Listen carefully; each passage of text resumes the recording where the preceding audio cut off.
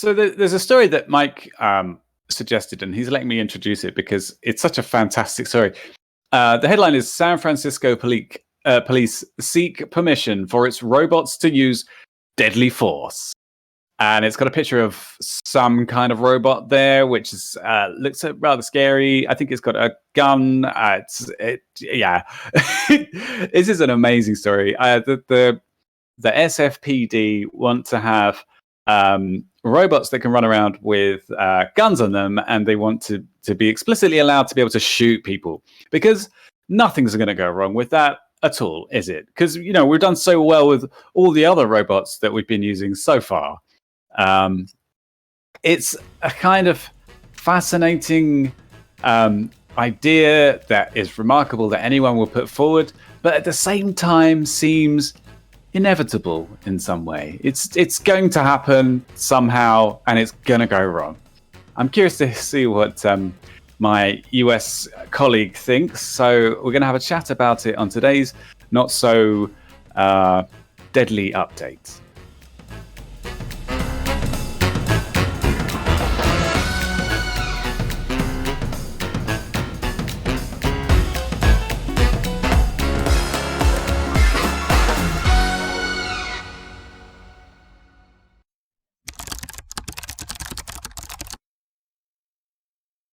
I What do you think, Mike? I think inevitable and that something will go wrong are perfect ways to describe this. Yeah. It's definitely going to happen, and it's definitely going to go wrong. Yeah, probably. I'm surprised it's in San Francisco first. I would have thought like Texas or somewhere like that might. Yeah. Well, I mean, I'm actually surprised that it's not already happening, honestly. Maybe San Francisco is the only place where they're actually asking for permission. So yeah, right. It's not a long article. I'm just going to look at a couple specific sections because I do have, maybe unsurprisingly, mixed feelings about this. There definitely are pros and cons. The article is also kind of... You have mixed strangely feelings? Yeah, I do. Why are you surprised by that? This could... There's no upside? The surprise is that, I don't see an upside to this. Okay, well, so let's look at the article. From the article, this is an Engadget article. San Francisco police seek permission for robots to use deadly force. The San Francisco Police Department is currently petitioning the city's Board of Supervisors for permission to deploy robots to kill suspects that law enforcement deems a sufficient threat. Please, can we kill them? Please, can we kill them? The risk of loss of life to members of the public assumes are imminent. Whatever. Okay. So here's where I get mixed. The police force currently maintains a dozen fully functional remote-controlled robots, which are typically used for area inspections and bomb disposal. And the bomb disposal, that other section is not really relevant. So the reason I'm mixed is because what we use robots for bomb disposal because it's a job that's too dangerous for a human to do. So if you've got somebody that's too dangerous for a human to engage with, then a robot is a reasonable way to protect the human.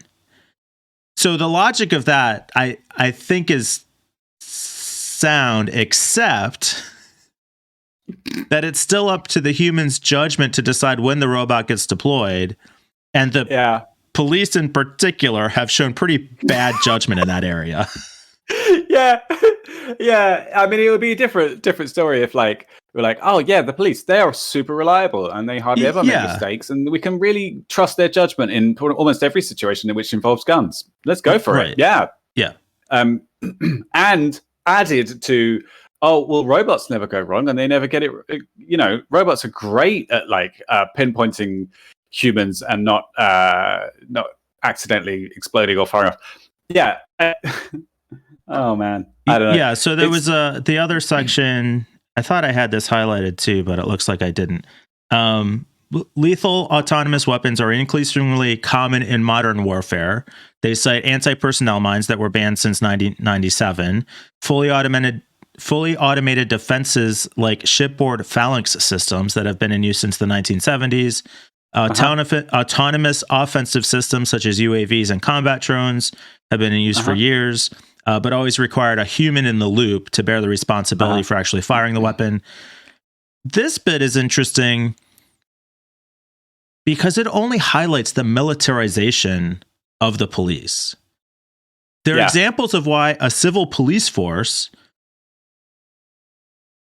presumably exist to enforce the law, compared to the most heavily armed military in the world, are saying, "Oh, why shouldn't we use this on our civilians? We've got this technology everywhere."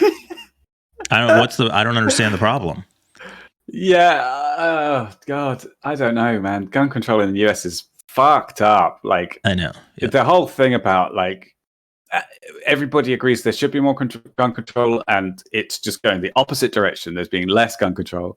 It's one of those statistics which is just so obvious that you have so many more gun deaths than anywhere else. And but Second Amendment, like the mass shootings, like it's a vocal we've minority. Had like 4 already just this week over Thanksgiving. 3, 4. Yeah, it's everybody else in the world is looking at the US going, what the fuck? Yeah, why don't you control? And you know, I don't know. It's really frustrating. It's sad as well.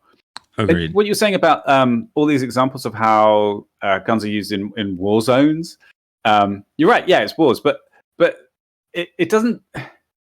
They're all things that don't involve shooting people, right? They're like, UAVs. So they cited mines, which are passive weapons. Plenty of them still out there, even though they've been banned. The phallic systems are automated defense. Sorry, the UAVs are the robots, are the mines themselves, or are they? No. I think they were just talking in the category of autonomous weapons that, like, once they're out there, they're just armed and waiting to kill somebody. But like a UAV, the point they make a UAV is a robot, a flying machine, piloted remotely, that is going out sometimes for surveillance, sometimes to murder people. But they're saying, well, it's human controlled, so that's fine. And this is kind of where I mixed on it. So the idea of using a robot to perform a job that's too dangerous for a human to perform, in principle, I'm totally fine with. The problem here is they want to use a robot to do a job that humans have shown an inability to use good judgment to do. And this is only going to make it easier for them to show bad judgment. Because now they can say, like, oh, this traffic stop, that guy could be armed, I'm afraid to go, so I'll just send the robot. And if the robot ends up killing him, then, well, I mean, the robot's not going to kill him, but, you know, if I'm using a robot and I just decide to pull the trigger because that guy looked like he was going to harm me, it's not. I think it's, if we could prove that it would make it less likely that the police would shoot somebody, then it's a great idea. Yeah, well, we can't do that. But I think we all know that's not true. They're just going to use the robots to shoot people, depersonalizing it further and making it more common. And then everyone's going to say, nobody could have seen that coming. What could be done? Just quickly, because I meant to say this at the beginning all the time, but hey, please, if you're enjoying this conversation, subscribe to the channel, because we talk about this shit all the time. Anyway, I have trouble with these weird situations, and this is not just with guns or whatever, but these weird situations where someone asks you a question, or they point something out, and you go, well, "That's a bad idea," and they go, "What? Why?" And you have to sort of break it down. It's so simple and obvious that actually having to kind of go over all the reasons why it's a terrible, terrible thing to do is difficult. You know, it's just because it is. Like, don't drink bleach. Bad. Won't solve COVID.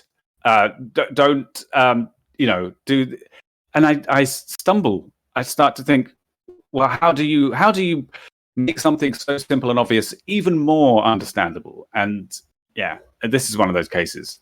There's so many bad reasons for it, and they all seem to be so obvious. But the bomb disarming robots makes perfect sense.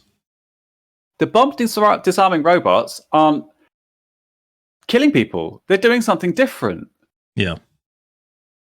That's what I was thinking before about when I asked about the different robots that were used in combat situations. Like it felt like they weren't out there to go and shoot people. There was a line in the article which was someone was arguing for it, and they said that there are situations when there is no other option. There's no option other than lethal force. And so I had read the article this time, Mike. Yeah. So, and I just thought, okay, so why do you want to use a robot in that? Like, what? Doesn't that mean that the situation is so fucked up that you just like you need human interaction? It just, I don't know. Actually, so in the military, they teach us. I'm a former Marine. Love shooting guns. However, extremely progressive, 100% for gun control. But the thing they shoot you is that lethal force, shooting somebody. The thing they shoot you. Is that what I said? Yes. the thing they teach you. Okay. About lethal force is that lethal force is only authorized as a last resort when all other means have failed and in protection of imminent bodily harm. Right. So if you are a human police officer face to face with an armed gunman, then lethal force is justified because you need to defend your life and the lives of people around you against this armed gunman who is imminently going to, shoot somebody. But if you're not there and you've sent a robot in, there's nobody for that person to kill. Therefore, no one is in imminent harm. So why do you need a robot that could shoot that person? That's a really good point. What you need at that point is a robot that can incapacitate that person so that he's no longer a threat. And then humans can come in to do the cleanup. It feels really like this is just people want bigger toys. They just like guns and like shooting things. And now they want a cool robot to do it. They want easier ways to kill people. Oh, God. People are the worst. Yeah. We're just going to end on that. Yeah. People are the worst. So, again, for people watching, this is going to be the end of our recording session, Peter and I. Hopefully when we come back tomorrow, next week for us, we'll have Jon with us. Yeah. Come and join Discord. As I pull back the curtain, open the kimono. Oh, spread the cheeks. Spread the butt cheeks, you said, right? Yeah. Let everybody really see what's going on inside the show. That's what I try to do. So hopefully tomorrow we'll have Jon back. If not, it'll be Peter and I. And one of us maybe will be wearing different clothes. We'll see. Yeah, one of us. Or no clothes. Tune in to find out.